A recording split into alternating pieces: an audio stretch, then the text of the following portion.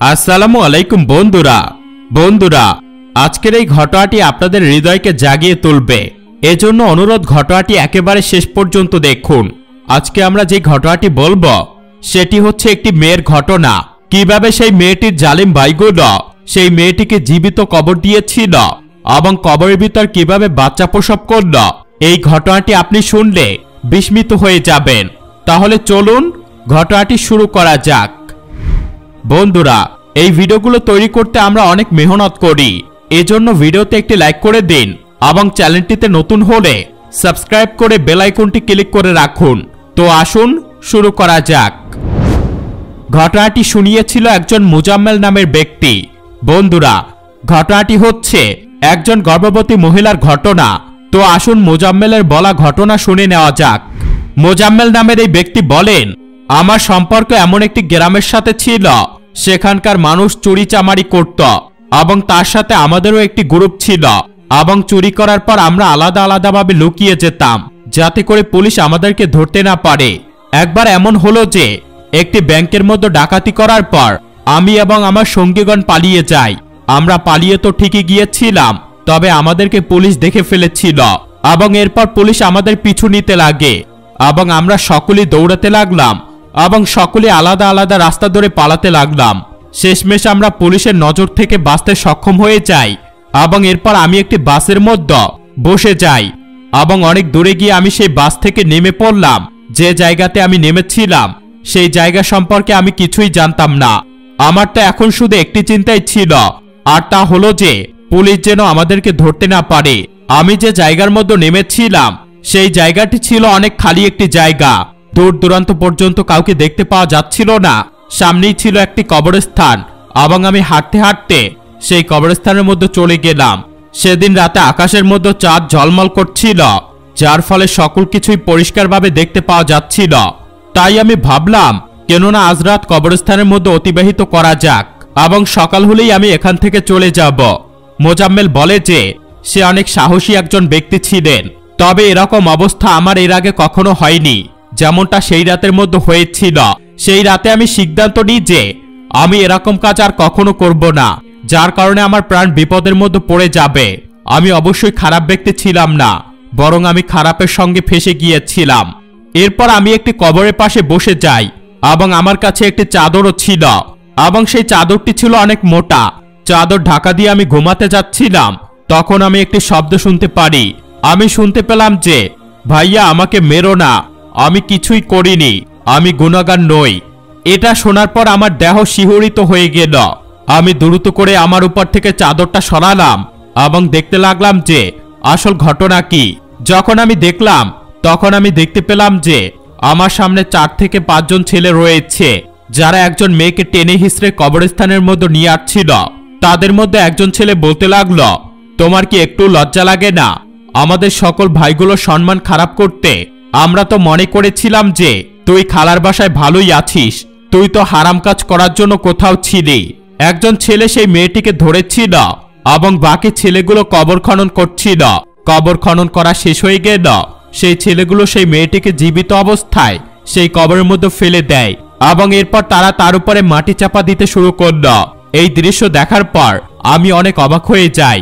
তাদের মধ্যে একজন ছেলে বলতে লাগলো, তাড়াতাড়ি করো, না হলে কেউ দেখে ফেলবে।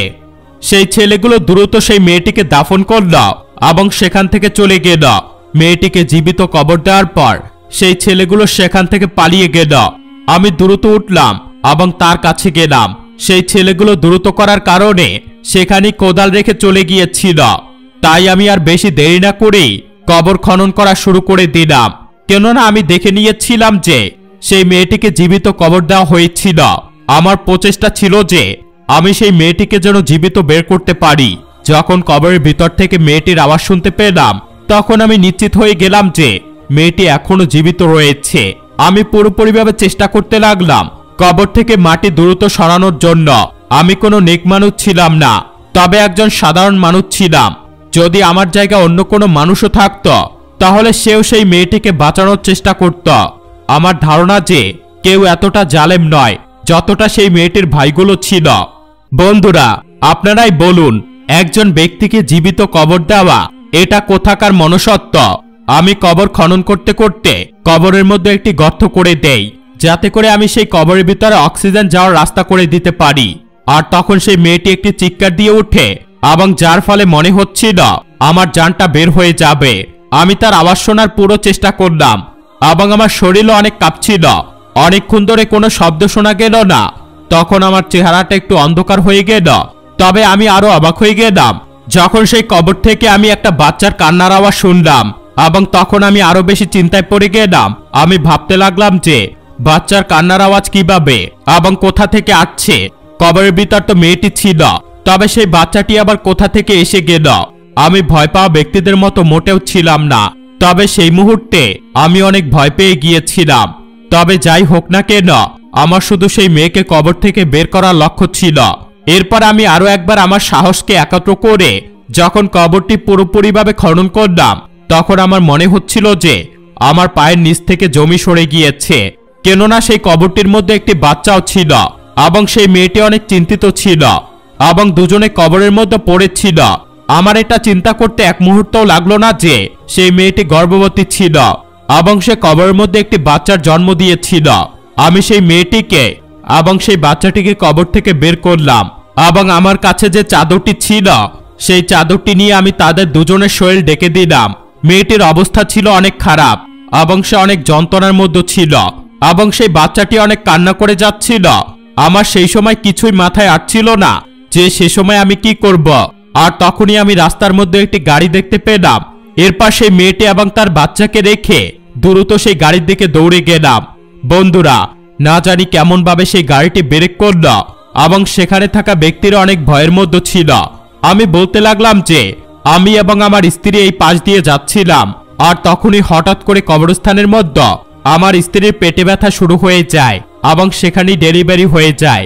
এবং তারা আমাদের সাহায্য করার জন্য যখন আমার সাথে এলো, তখন তারা সেই মেয়েটি এবং সেই বাচ্চাটিকে দেখে সকল কিছু বুঝতে পারে, এবং তারা আমার কথার উপর বিশ্বাস করে নেয়।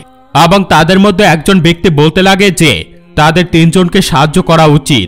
তারা আমাদের সাহায্য করল, এবং আমার সঙ্গে সেই মেয়েটি এবং সেই বাচ্চাটিকে হাসপাতালে নিয়ে যায়। আমি ব্যাংক থেকে যে টাকা চুরি করেছিলাম তার হিসাব আমি আমার সঙ্গীদের কাছ থেকে চেয়েছিলাম, তাই তারা আমাকে আমার অংশের টাকা দিয়ে দিয়েছিল। এরপর আমি সেই মেয়েটিকে সেই জায়গায় নিয়ে যাই যেখানে আমি লুকিয়ে থাকতাম, এবং যখন সেই মেয়েটি সুস্থ হল, তখন আমি সেই মেয়েটিকে সকল ঘটনা সম্পর্কে জিজ্ঞেস করলাম। এরপর সেই মেয়েটি বলতে লাগে, আমার নাম রুকসার। একদিন কলেজ থেকে আসার পথে একজন ছেলে আমার পিছু করতে শুরু করে দেয়, এবং এরপর সে একটি চিঠি দেয় যার মধ্যে লেখা ছিল যে সে আমাকে ভালোবাসে, এবং তার নাম্বারও নিচে লেখা ছিল। প্রথমত আমি তাকে না করে দিয়েছিলাম, তবে না জানি কেমন করে শয়তান আমার মধ্যে শয়তানি ঢুকিয়ে দিয়েছিল। এরপর আমি সেই ছেলের নাম্বারে কল দিয়ে দেই, এবং এভাবে আমাদের কথা বলা শুরু হয়ে যায়। এবং এরপর আমরা সাক্ষাৎ করতে গেলাম। আমার 4 জন ভাইও আছে। তারা যখন কাজের জন্য যেত, তখন আমি আর সে আমার বাসায় থাকতাম। বাসায় কেউ না থাকার কারণে আমি শয়তানের ফাঁদে পড়ে সেই ছেলের সাথে সেই গুনাহ করি, যা আমার করা উচিত ছিল না, এবং তার শাস্তি আমি এখন পর্যন্ত ভোগ করছি। এবং এরপর যখন জানতে পারলাম যে আমার পেটের মধ্যে সেই ছেলের সন্তান রয়েছে, তখন এই বিষয়টি আমি আমার খালাকে জানাই। এরপর আমার খালা আমাকে অনেক গালাগালি দেয়, তবে তিনি চিন্তা করছিলেন যে কিভাবে সম্মান রক্ষা করা যায়। এই কারণে তিনি আমাকে ডাক্তারের কাছে নিয়ে গেলেন। তবে সময় পার হয়ে গিয়েছিল। ডাক্তার বলল যে এখন কিছুই আর করা যাবে না, কিছু করলে এই মেয়েটির মৃত্যু পর্যন্ত হতে পারে। আমি সেই ছেলেকে বললাম যে তুমি আমার বাসায় প্রস্তাব পাঠাও। তবে সেই ছেলেটি বলল, আমি জানি না এই বাচ্চাটি কার, তুমি আমার উপর দোষ ঠেলে দিচ্ছ কেন? এখন তোমার মতো নোংরা মেয়েকে আমি বিয়ে করব? পরিস্থিতি খারাপ হতে লাগলো, এবং আমার খালাকে বললাম যে যদি আমার ভাইগুলো এই ব্যাপারে জানতে পারে তাহলে তারা আমাকে মেরে ফেলবে।